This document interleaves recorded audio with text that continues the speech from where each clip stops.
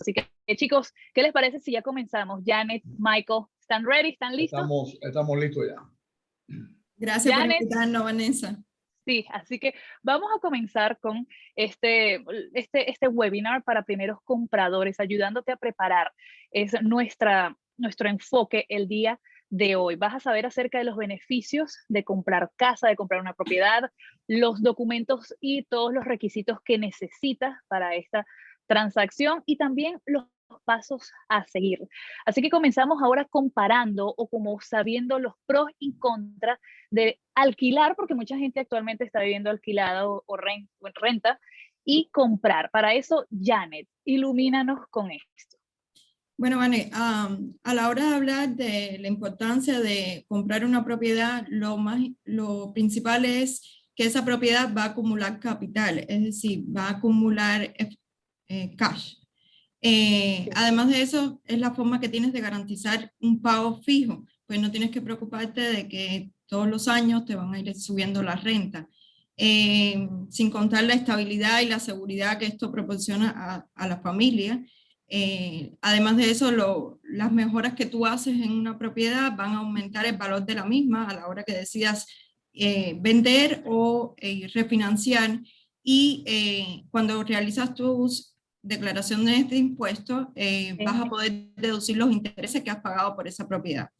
Como factor negativo está que, bueno, tienes que mantener la propiedad y pagar los taxes, pero esos taxes están incluidos principalmente en el pago del mortgage.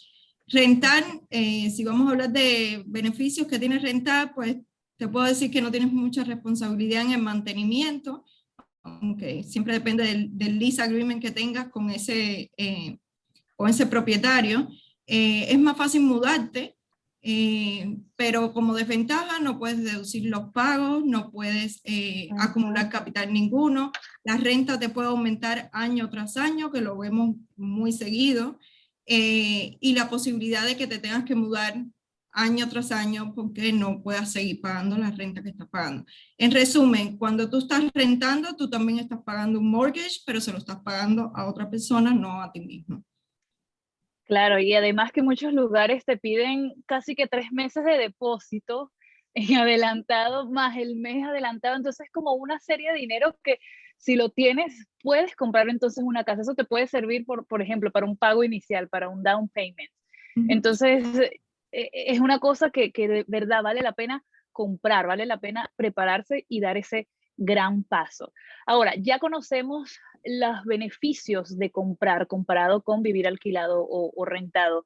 Vamos a hablar un poquito ahora de lo que se necesita, porque hay 3 cosas claves en esto. Así que, Michael, ¿quieres darnos más o menos como la idea de estos 3 requisitos indispensables?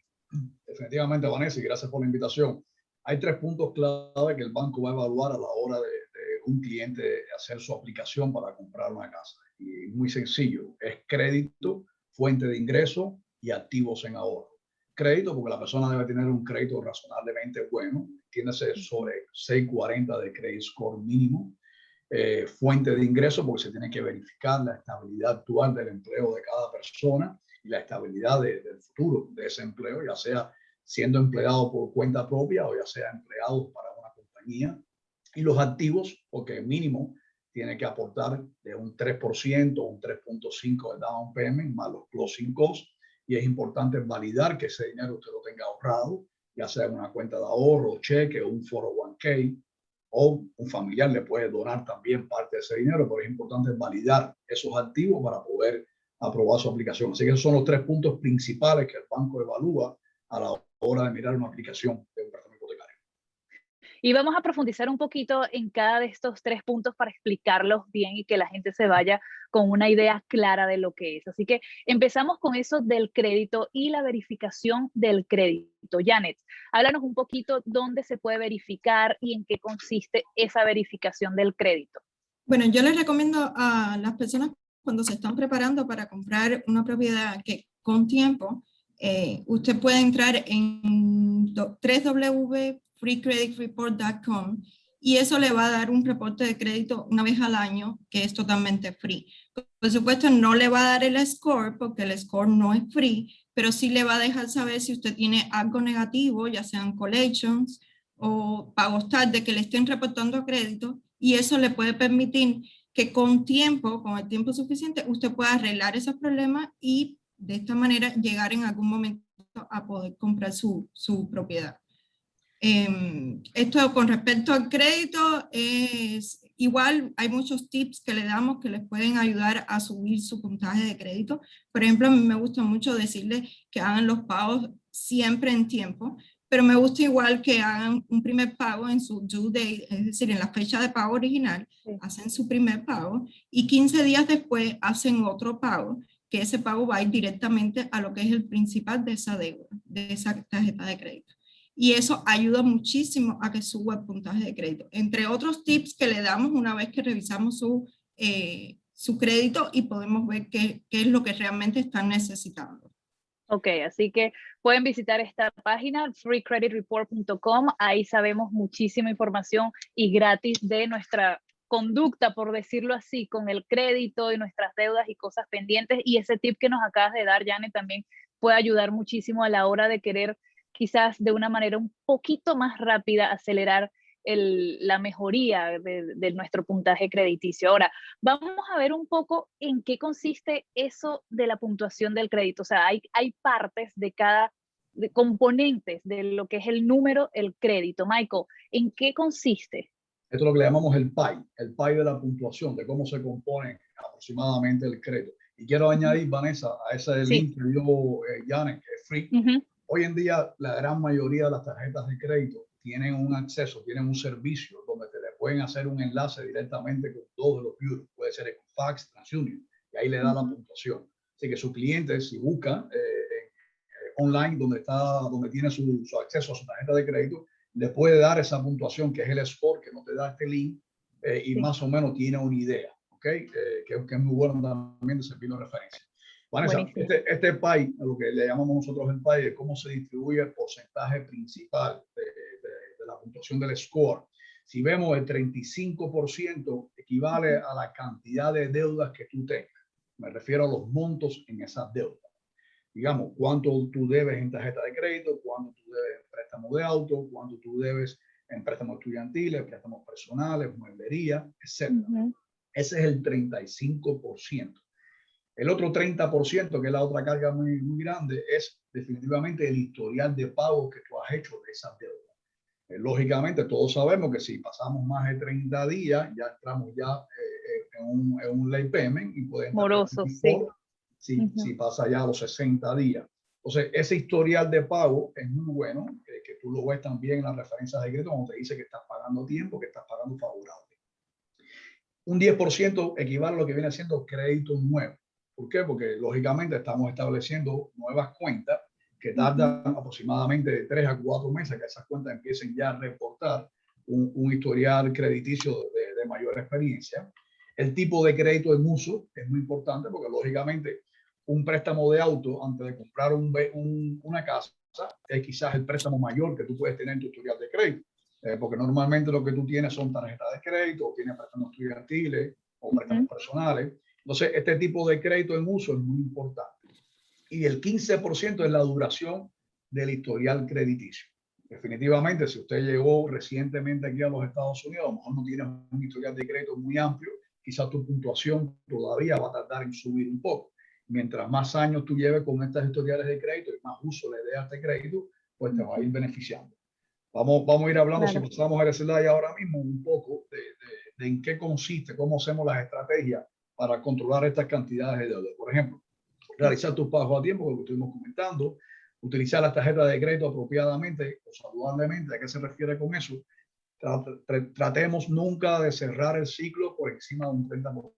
Un ejemplo, si la tarjeta de crédito suya es de $1,000 de crédito, no quiere decir que usted no consuma en un momento determinado 800, $900, pero cuando cierre el ciclo, intente dejar un balance por debajo del 30%, que esto es lo que alimenta y le da puntuación a usted constantemente. No cierres cuenta que no utilices si tienes un crédito saludable. Por ejemplo, hay personas que a lo mejor pagaron un préstamo, una línea de crédito, pagaron una tarjeta de crédito, lo tienen en balance en cero y deciden cerrarla. Cuando la cierren, no precisamente te va a beneficiar. Puede ser que te reste puntos porque ya tienes menos crédito aprobado y entonces en vez de mantener el balance en cero, la cerraste y eso lo que puede hacer es contraproducente y te puede restar puntos. Claro, eso yo no lo sabía, de lo de no cerrar esas cuentas de crédito. Lo que puedes hacer quizás es como cortar esa tarjeta de crédito y no utilizarla más y dejarla ahí, ¿no? Como ni cerrada, ni utilizarla, ni cargarle más gastos, ni nada de Sí, eso. pero la puedes dejar con balance en cero, Vanessa. Tienes En el cero, crédito exacto. abierto y eso te ayuda. Porque lo que Sí. pasa es que si tú la cierras, digamos, tú tienes en tu historial crediticio, tienes $20,000 en crédito. Si tú cierras una tarjeta que representa quizás $5,000, ya a la hora de evaluarte la puntuación te afecta, porque tienes $5,000 Claro. menos de crédito. No es igual que si tú tuvieses 25 en crédito y estás utilizando 5. Tienes todavía $20,000, quiere decir que estás usando un porcentaje mínimo de ese Sí. crédito. O sea, eso es importante que lo sepan porque hay veces que cometemos el error de decir, nos vamos a cerrarla para tener todo en cero y a lo mejor es contraproducente porque no nos ayuda con la puntuación.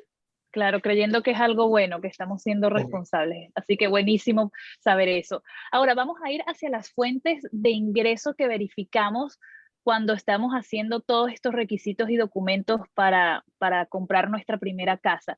Janet, ¿qué se verifica de esa parte?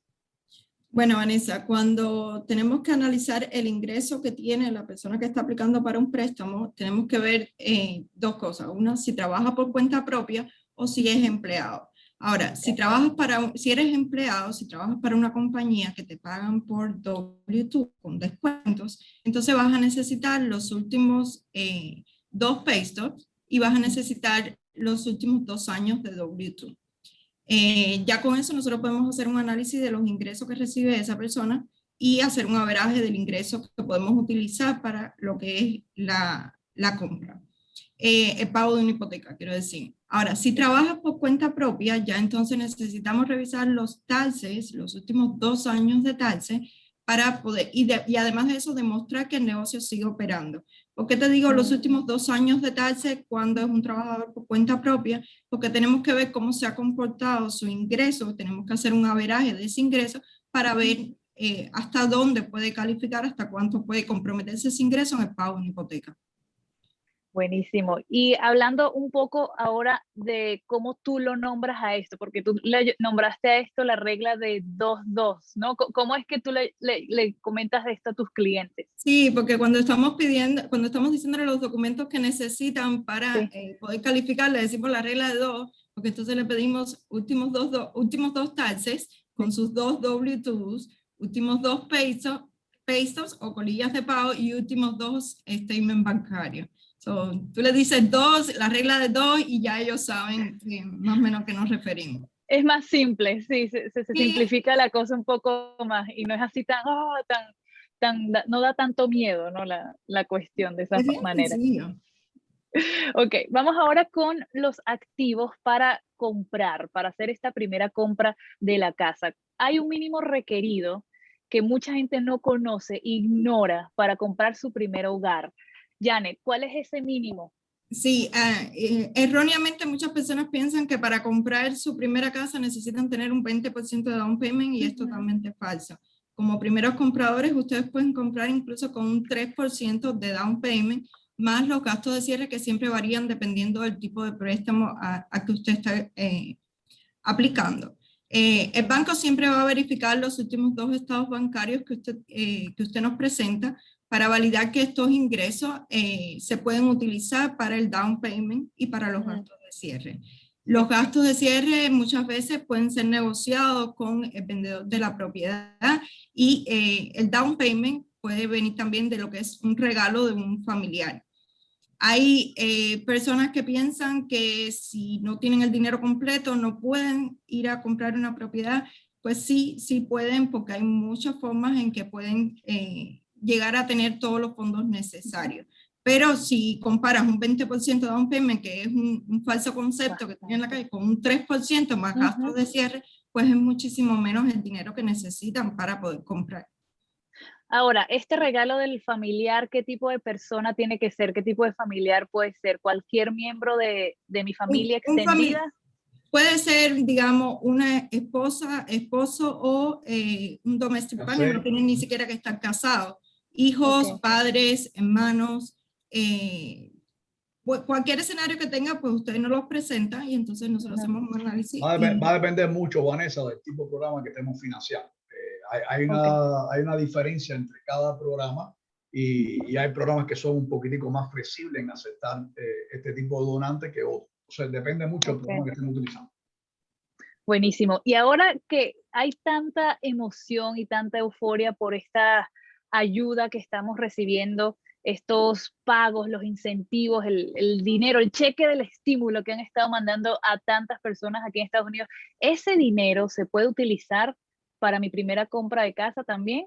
Sí, Vanessa, perfectamente. Tanto los estímulos que está dando el IRS como los refunds que algunos clientes reciben por parte del IRS pueden ser utilizados perfectamente para la compra de una propiedad. Igual el down payment, quería aclarar que el down payment no puede ser cash. Es decir, si usted tiene un dinero cash que usted no ha ingresado en el banco, ese dinero no se puede usar porque no tenemos manera de validar ese dinero cash. Claro. Igualmente, el down payment no puede ser un cash advance o no puede ser un loan personal. So, con esto lo que queremos decir es, usted no puede ir a un banco, pedir un loan personal y después ir a otro banco y decir, voy a comprar mi casa y aquí tengo el dinero para comprar mi propiedad. No es así. Claro. Y nos vamos a enterar eso, no lo hagan. Exacto. Ahora, hagamos un resumen de lo que hemos hablado hasta el momento en cuanto a los documentos, en cuanto a los requisitos para comprar nuestra primera casa. Necesitamos un ID, por supuesto, una identificación. ¿Qué más necesitamos, Janet? Documentar el estatus legal, es decir, su green card o igualmente si tiene permiso de trabajo, tiene que documentar su permiso de trabajo y que al menos una vez haya sido renovado ese permiso de trabajo. Y como les dije anteriormente, la regla de 2, últimos 2 W2, últimos 2 colillas de pago, últimos 2 taxes con sus 2 W2 y últimos 2 estados bancarios. Buenísimo, así que vayan anotando acerca de esta slide que están viendo en sus pantallas para que vayan recolectándolo, buscándolo, quizás hoy mismo se puedan dar cuenta, hey, tengo todos estos documentos y puedan empezar el proceso con nosotros aquí en Family Mortgage. Y quería aclarar ahí que a veces no tiene que ser una sola persona en el núcleo, en la familia que aplique para la compra de una propiedad. Pueden ser 2 personas, pueden ser hermanos, pueden ser padre e hijo, y entre los 2, combinando esos ingresos, pueden llegar a comprar una propiedad. Excelente, gracias por anotar eso y decir eso, porque mucha gente también se siente sola en este proceso, que le cae encima toda la responsabilidad y quizás se detienen de comprar su casa. Hemos tenido familias de 4 personas, hasta familias de 4 personas comprando una propiedad, sí. Qué bueno, así que se puede hacer, mira, de poquito a poquito, contribuye uno, contribuye el otro. Exacto. Se puede hacer. Ahora, chicos, vamos a hablar del tema que mucha gente siempre quiere saber, y es acerca del préstamo, que si cuál es que si cuál me sirve, que por qué. Michael, hay 2 principales, hay muchos programas, pero hay 2 principales. Háblanos acerca de los tipos de préstamos. Sí, Vanessa, como estaba mencionando, hay muchísimos programas de financiamiento, programas excelentes para veteranos, donde te puedo financiar el 100%, programa USDA Rural, que es una garantía del Departamento de Agricultura Federal, que también financio 100%, programas para construir, comprar terreno, construir, programas para doctores, para médicos, que también les financiamos el 100%. En fin, hay muchísimos programas. Ahora, hay 2 programas principales que son los que resumen la gran mayoría de las aplicaciones para los que son primeros compradores. Estos programas son convencional y FHA. El convencional es un programa respaldado por 2 grandes inversionistas en Estados Unidos llamados Fannie Mae y Freddie Mac, donde la persona que va a comprar por primera vez puede entrar hasta con un 3% de down payment. Como decía Yane ahorita, hay un mito en la calle en relación a que todo préstamo convencional tiene que entrar con un 20% y sin embargo no es así. Una persona que va a comprar por primera vez y se entiende que un primer comprador es aquella persona, Vanessa, que no haya tenido título en los pasados 3 años. Que eso también es otro falso estereotipo que hay en la calle, que a una persona que quizás compró una casa hace muchos años, a lo mejor la perdió, a lo mejor la vendió y piensa de que ya no puede ser el primer comprador y sin embargo sí lo puede hacer. Estos programas convencionales, Vanessa, hasta un 80% de financiamiento no requiere un seguro hipotecario. Cuando ya pasamos el financiamiento por encima de un 80%, como te dije, hasta un 97%, requiere un seguro hipotecario en el pago mensual, que la persona típicamente lo va a pagar aproximadamente en un término entre 7 a 10 años, dependiendo de cuán rápido la propiedad adquiera una plusvalía de un 20%, donde se libera ese seguro hipotecario. Típicamente te requieren mínimo un credit score de 640.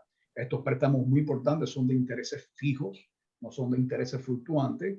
Puede cogerse a un término de 10, 15, 20, 30 años y depende muchísimo del programa la forma de evaluar en cuestión el nivel de compromiso del cliente. Típicamente el promedio no se debe ceder más de un 50% en relación a las deudas que el cliente está pagando mes por mes, más la hipoteca propuesta versus sus ingresos. Así que es un programa muy bueno, es un programa que se utiliza mucho, es un programa ahora mismo que el año pasado renovaron el límite de financiamiento para una unidad y lo subieron a 548.250. Este programa abarca hasta para propiedades de 4 unidades que entran todavía dentro del rango residencial. 4 unidades llega hasta 1.054.000. Así que es un programa muy bueno, como te digo, que no tiene penalidad de prepago, no tiene penalidad de cancelación y los intereses son fijos a 30 años. Entonces, está el programa FHA, que es un programa que a mí me gusta mucho, no solamente explicarlo, sino respaldarlo con mis clientes, porque es un programa que lo respalda 100% el gobierno federal.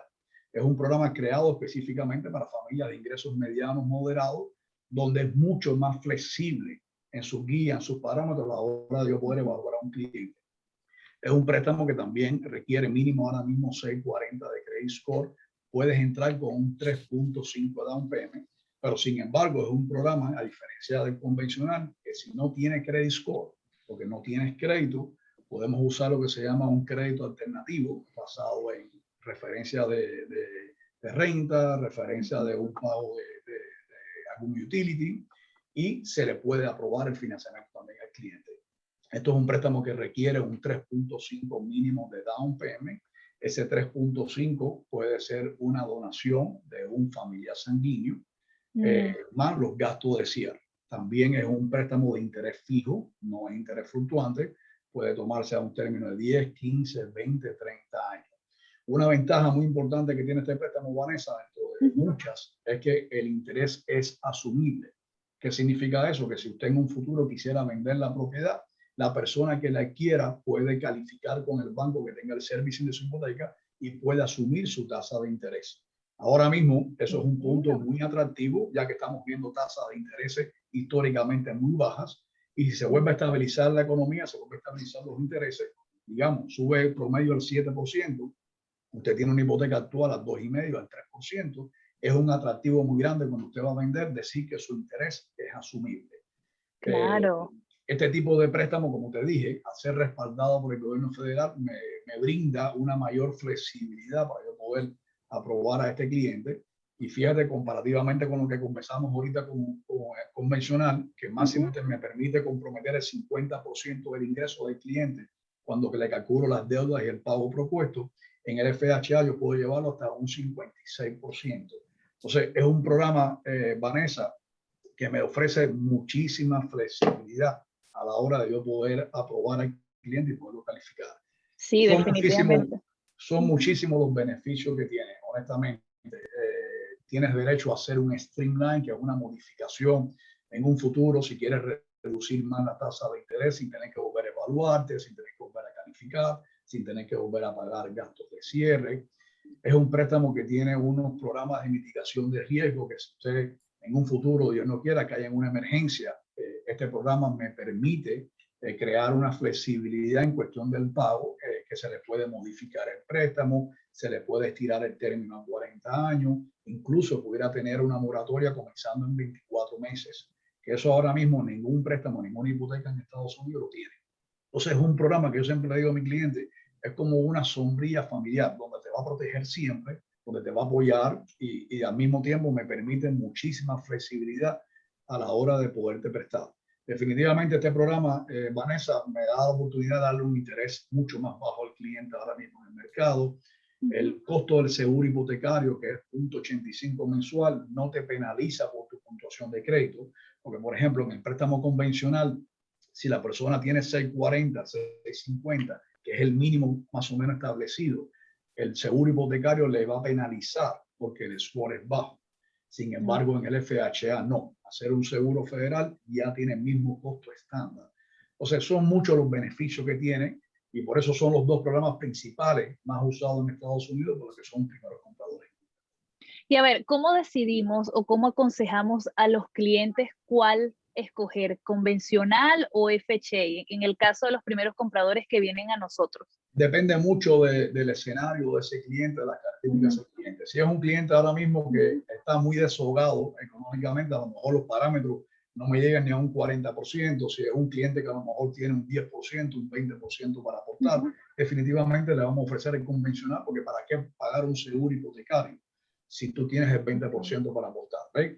Ahora, si es un cliente que a lo mejor tiene poca reserva, el crédito está un poco comprometido, los parámetros están un poco altos, están comprometidos, a lo mejor estamos a un 50, 55% de parámetros, definitivamente el FHA es mucho más flexible y es más atractivo a la hora de poderle prestar. Claro, por todo lo que describimos. Depende mucho. Si es un condominio, por ejemplo, hoy en día los condominios tenemos que evaluarlo a la misma par que al cliente. Y dependemos muchísimo de la salud de ese condominio en cuestión de reserva, en cuestión de los seguros, en cuestión de muchos puntos que se evalúan. Definitivamente tenemos que irnos por un convencional porque por FHA es mucho más riguroso la evaluación de estos condominios. Así que lo más importante es que nos llamen, que nos consulten. Este proceso suele ser fácil, pero sin embargo, al principio quizás un primer comprador lo ve muy difícil, lo ve muy técnico, muy burocrático. Lo más importante es consultar a expertos como nosotros, que nos dedicamos a esto 100%, y que nosotros vamos a identificar automáticamente cuál es el mejor programa que a usted le conviene y que más le va a ayudar a usted a su familia. Michael, y el límite de FHA que también aumentó. Sí, también. Ahora mismo, por ejemplo, en lo que es Miami, Broward, estamos en 402, 500 para una unidad, pero abarca hasta una propiedad de 4 unidades, abarca hasta 774,050.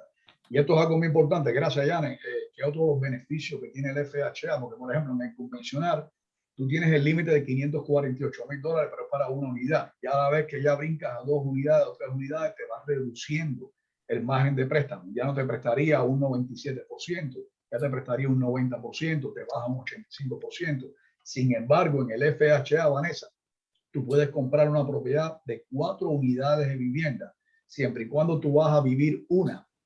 Tú puedes contemplar ese ingreso proyectado de renta de las otras 3 unidades y te puede servir en tu ejercicio de calificación. Quiere decir que a lo mejor tú no tienes la capacidad para pagar una propiedad de 4 unidades de vivienda que a lo mejor te vale $500,000, $600,000, pero sin embargo, cuando yo le proyecto ese ingreso de renta que vas a tener en las otras 3 unidades, más la casa que tú vas a vivir, la vas a vivir como residencia principal, eso te puede ayudar a que yo te califique para la compra. Y sin embargo, en el FHA no te penaliza en cuestión de reducirte el loan to value, sino que te presta el 96.5 de ese precio de venta. O sea que son muchos los beneficios, son muchas las ventajas que tiene este programa, que siempre me gusta mucho respaldarlo y referírselo a mis clientes como son primeros compradores. Claro, así que, pero como dijiste tú anteriormente, siempre nosotros aquí les vamos a ayudar a saber cuál es el que más le conviene dependiendo de su situación. Es muy importante que aunque tenga un favorito, pues vayan viendo, quizás califiquen para el convencional, quizás para el FHA. No lo sabemos hasta que podamos conocer bien tu caso y aconsejarte en este aspecto. Ahora, vamos a ir a los pasos a seguir, porque mucha gente dice, sigue confundida, bueno, ¿dónde empiezo? Ya sé los documentos, los requisitos, ya sé un poquito acerca de lo que son los préstamos. ¿Cómo es el proceso, Janet, de principio a fin? Tú lo describes en 7 pasos. Vale, definitivamente el primer paso siempre tiene que ser buscar una precalificación. Una vez que usted se contacte con nosotros podemos revisar los documentos que mencionamos anteriormente y podemos emitir lo que se llama la preaprobación. Con esa preaprobación, usted y su realtor empiezan lo que es el proceso de búsqueda de propiedad. Pero ya usted tiene la preaprobación en la mano. ¿Qué es lo que hace esto? Que una vez que usted pone una oferta en una propiedad, usted le está demostrando a ese vendedor que usted ya se sentó con el banquero, que usted ya está preaprobado y que usted va a llegar a comprar su propiedad. Nadie quiere perder un mes y que finalmente no se llegue a efectuar la transacción. Cuando ya usted logra tener ese contrato en la mano, de mano de su realtor, entonces usted nos presenta ese contrato y comenzamos lo que es el proceso del banco, que es bien sencillo. Aunque parezca complicado, nosotros revisamos documentos, pedimos documentos, pero realmente no es un proceso tan complicado y se les va rápido porque es un mes, son 30 días. Ya una vez que esos documentos están revisados y están aprobados por el banco, entonces viene lo que es el proceso de hacer una apreciación de la propiedad, es decir, un appraiser, que es el que va a dar el valor real que tiene la propiedad. Nosotros siempre decimos que usted no quiere pagar el valor sentimental de una propiedad, el appraiser es importante. Una vez tenemos appraisal, tenemos todos los documentos, ya entonces vamos a lo que es el comité de aprobación para una aprobación final del préstamo, y ya con esta aprobación final usted se dirige a su compañía de título y firma el cierre de su casa. Ya después lo que viene es la parte feliz, mudarse con su familia a su nueva casa. Parece difícil, pero si ustedes lo miran de una manera, ustedes están aquí, su casa está allá, usted lo que tiene es que cumplir con el proceso lógico que tiene y para lo que logre llegar a la meta. Vale, si me permite, quiero abundar un poquito en la importancia de la precalificación, porque lo que pasa es que a veces esto es a favor o en contra de nosotros. La precalificación es muy importante porque ese cliente puede saber realmente cuál es su capacidad para comprar. O sea, hay muchos clientes a veces, y que me pasa ya, tú también me imagino que debes tener esa experiencia, que se autodescalifican. Unos clientes que a lo mejor dicen, no, con los ingresos que tengo yo no puedo pagar una propiedad mayor de $300,000. Y sin embargo, ese cliente, al hacer el ejercicio de la precalificación, se puede dar cuenta de que tiene la capacidad no para 300, tiene la capacidad quizás para $400,000. Sin embargo, él en la mente tenía pensado de que él no podía calificar más para 300. O de igual forma puede pasar aquella persona que a lo mejor piensa que económicamente está bien porque recibe muchos ingresos, pero sin embargo tiene su capacidad crediticia bastante comprometida y piensa que puede aplicar para una propiedad, digamos, de $400,000, pone a un realtor a correr en la calle sin antes hacer este ejercicio. Y sin embargo, cuando nosotros lo evaluamos, le tenemos que decir, mira, tienes tu capacidad crediticia muy comprometida, tú no calificas para esa cantidad. O de lo contrario, si quieres calificar, tienes que dar más de down o tienes que pagar deudas. O sea, si ese ejercicio lo hubiese hecho al inicio y no durante el camino ya buscando propiedad con un realtor, perdiendo tiempo con un realtor, hubiese sido mucho mejor porque así lo pudiéramos asesorar, lo pudiéramos guiar desde un inicio. Así que es muy importante dentro de estos pasos, ese primer paso. Porque eso te dice a ti exactamente dónde tú estás, qué pudiéramos hacer, si hace falta tomar alguna acción de mejorar o cuál sería tu capacidad máxima para calificar. Y pueden comenzar haciendo esa preaprobación o precalificación con nosotros hoy mismo entrando en miprestamofacil.com. Ahí responden una serie de preguntas y pueden obtener respuesta el mismo día, casi que de inmediato, o también se pueden comunicar con nosotros a través de nuestras redes sociales.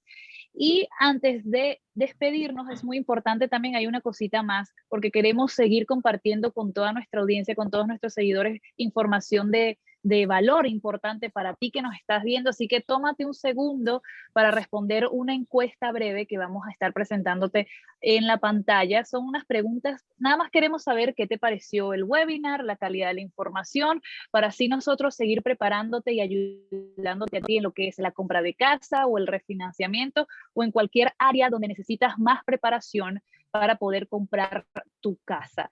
Ahora sí, chicos, hemos ya discutido los documentos, los tipos de préstamos, los pasos a seguir, 7 pasitos sencillitos que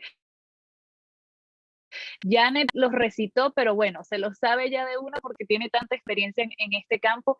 Ahora queremos escuchar de ti, queremos escuchar las preguntas y que Janet y tú, Michael, también nos puedan responder, chicos. Así que voy a estar viendo ahora el chat para empezar a responder algunas de estas preguntas. ¿Les parece? Claro que sí, ¿no? Bueno, vamos con la primera pregunta. Aquí nos dice una chica, mi esposo y yo trabajamos, pero ganamos muy poco. Nuestros hijos viven con nosotros y ellos también trabajan. ¿Ellos pueden aportar para la compra? Esto es algo que habías mencionado anteriormente, Janet, pero explícalo nuevamente. Sí, definitivamente pudieran estar entrando a aplicar los 4 juntos, se combinan los ingresos de las 4 personas que están aplicando, por supuesto las deudas también se van a verificar y de esta manera pueden calificar para una cantidad mucho mayor, es decir, para un préstamo mucho mayor. Así que sí pueden. De esa forma pueden dejar de pagar renta y empezar a pagar su casa propia. Ahora mismo, casualmente, Vanessa, yo estoy ayudando a una familia que está padre, madre y sus 2 hijas. Las 2 hijas estudian full time y tienen un part time. Y entonces ya llevan con el part time más de 3 años y las 2 hijas están apoyando a ese presupuesto del núcleo familiar para poder adquirir la casa que tanto desean. Qué bueno, qué bien que nos compartas eso, Michael. A veces la gente no lo cree, pero sí hay estos casos y los vemos aquí en FEMBI. Miren, chicos, hay otra pregunta. Soy el cosigner, Juan. Hola, Juan. Soy el cosigner de los autos de mis hijos. 2 autos para ser exactos, dice él. ¿Eso afecta que me aprueben el préstamo para comprar una casa? Juan, existe guías que nos permite poder excluir esa responsabilidad siempre y cuando podamos evidenciar que por los últimos 12 meses los responsables del pago de esas cuentas sean sus hijos. Si, por ejemplo, si mes por mes el dinero sale de la cuenta de su hijo es responsable y tenemos 12 meses ya transcurridos, se le pueden excluir esas deudas. Así que la respuesta es sí, es importante que nos llamen para poder identificar el programa que le puede aplicar a esta exclusión. Tenemos también en el webinar a Nena Fernández. Ella tiene varias preguntas. Voy a tratar de condensarlas. ¿Cómo puede mejorar su crédito? Bueno, lo discutimos anteriormente. Si queremos repetir brevemente eso, Janet, ¿te acuerdas el tip de los pagos? Sí, mejorar el crédito. Definitivamente primero tienes que saber qué es lo que tienes negativo en tu crédito. Y sin ser especialista en reparación de crédito, pero siempre les digo a los clientes que pueden usar varias técnicas. Una de esas fue la que mencionaba Michael, que era que el uso de sus tarjetas esté por debajo del 30%. La otra que me gusta mucho usar es que hagan 2 pagos. Uno, primer pago en su due date, es decir, en la fecha en que tienen que hacer el pago principal. Ahí pagan su mínimo pago. Es decir, si su mínimo pago es $35, pues paga $35. 15 días después, entonces hace un segundo pago y definitivamente eso ayuda muchísimo a que suba el puntaje de crédito y en un tiempo bien rápido. Claro. También tenemos otra pregunta acerca del down payment. ¿Cuánto debo dar de down payment en un préstamo convencional? Habíamos dicho que de 3 a 5, ¿correcto? No el 20%. 3% mínimo un primer comprador, un 5% aquella persona que ya había comprado anteriormente o que haya tenido título anteriormente en los pasados 3 años. Claro, y eso depende del precio de la propiedad, ¿no? Que es ese 3%. Así que varía dependiendo del precio de la casa que tú desees comprar. Y es muy importante, es un 3% down payment más los closing costs. Closing costs más o menos, Vanessa, entre un 3,5 a 4% del precio de venta también, o del precio de financiamiento. Más o menos tiene que estar preparada la persona para estar entre un 7 a un 7,5% total aproximadamente. Genial. Tenemos a Ana que dice que todavía está pagando préstamos estudiantiles. ¿Puedo aplicar y comprar mi primera casa así? Sí, definitivamente se le toma en consideración el pago que usted hace de esos préstamos estudiantiles. Hay programas, por ejemplo, que me exigen retener, tomar en consideración el 1% del préstamo cuando este tipo de préstamo está diferido, como ahora mismo, por ejemplo, hay una ordenanza de la ley del gobierno federal. La gran mayoría de los préstamos estudiantiles están diferidos. Se le toma el 1% de esos pagos o si usted tiene un plan de pago donde usted quizás agrupó todos estos préstamos estudiantiles y está haciendo un pago mensual amortizado, se le toma en consideración ese pago que usted acordó con estos préstamos. Pero sí, puede comprar, se le toma en consideración como cualquier otro préstamo que usted tenga. Qué bueno, qué bien. Tenemos a María que también dice, hola, es nuestra primera casa y tenemos 50 años de edad. ¿La edad influye en la compra o que le apruebe el préstamo? Gracias, nos dice una. No, para nada. Para nada, María, comunícate con nosotros y puedes aplicar sin problema. Entras en miprestamofacil.com y nos comunicaremos contigo para poder atender tu caso. Vanessa, dentro de las leyes que nosotros nos regimos, que tenemos que cumplir, que está la ley de COA. La ley de COA, yo no puedo discriminar al cliente ni por raza, ni por sexo, ni por nacionalidad, ni por edad. El cliente puede tener 80 años, 90 años, hacemos una aplicación. Yo tengo la responsabilidad de hacerle el mismo análisis que le puedo hacer a cualquier otro cliente. Evaluar cuál es la fuente de ingreso de ese cliente y si tiene la capacidad para repagar el pago. No importa que a lo mejor sea el préstamo a 30 años, a lo mejor no lleguemos a esos años, pero tengo la responsabilidad de poder otorgar el crédito porque realmente no lo puedo discriminar. Exacto.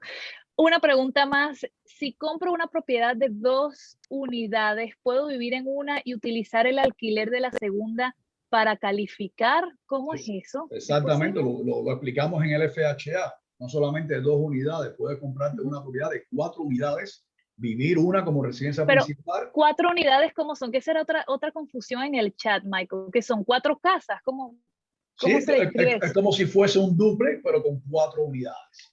Okay. Imagínate quizás una casa donde el techo se haga en vez de teja, se haga de cemento y se construya un segundo nivel y se haga 2 apartamentos arriba y tiene 2 unidades abajo. Okay. Hasta Entendido. 4 unidades clasifica dentro de lo que es residencial. Ya cuando pasa a ser una 5ª unidad, ya entra lo que es un préstamo comercial. Entonces, por eso es permisible hasta 4 unidades, donde la persona, siempre y cuando viva una como residencia principal, puede utilizar el ingreso de renta proyectado las otras 3 unidades. Así que buenísimo. Sí. Es posible, es posible. Aquí en Miami no es muy típico estas propiedades de 4 unidades. Típicamente lo que más que se ve son dúplex, son propiedades de 2 unidades. Pero las puede haber, las hay. Chicos, muchísimas gracias por todo este tiempo que compartieron aquí, Janet y Michael, toda esta información que nos dieron a todas las personas que se conectaron. Gracias por apartar esta horita, este ratico y pasarlo aquí con nosotros. Discúlpame un momentico, Vane, si tengo un minutico más. Claro. Quería responder a Nena Fernández, que está preguntando si el FHA no necesita crédito hipotecario. No, ella rectificó, si no necesita seguro hipotecario. Sí, tiene seguro hipotecario.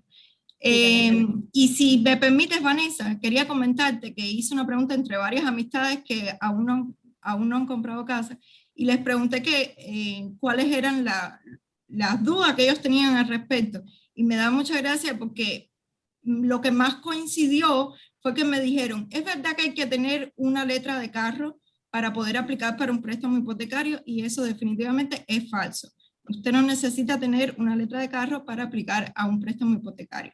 De hecho, usted puede tener un crédito perfectamente bueno sin haber tenido nunca una letra de carro. Y la otra pregunta que me daba mucha gracia, que coincidió bastante, es que me preguntaban si había que pagar todas las deudas antes de aplicar. No, usted no tiene que pagar todas las deudas. Cuando usted se entrevista con nosotros, pues ahí vamos a determinar si realmente necesita pagar alguna deuda o ninguna, o todas, pero deje que seamos nosotros quienes le digamos lo que va a necesitar.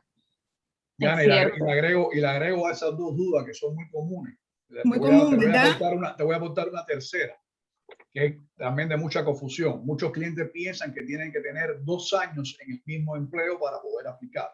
Y eso no es correcto, Vanessa. Yo lo que te voy a pedir es el historial tuyo de los últimos 2 años. Por eso que te pedimos los 2 años de taxes y quiero ver el historial donde trabajaste en esos últimos 2 años.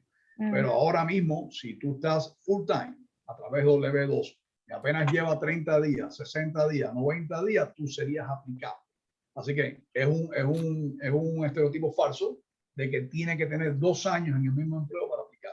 Y eso es muy importante que se aclare porque sé que es una confusión, una duda que muchos tienen. Muy frecuente. Sí. Claro, así que les invitamos a que puedan, si quedan algunas dudas, preguntas pendientes, nos puedan comunicar, nos las puedan hacer llegar a través de nuestras redes, nos pueden llamar, ahí pueden encontrar el número de teléfono.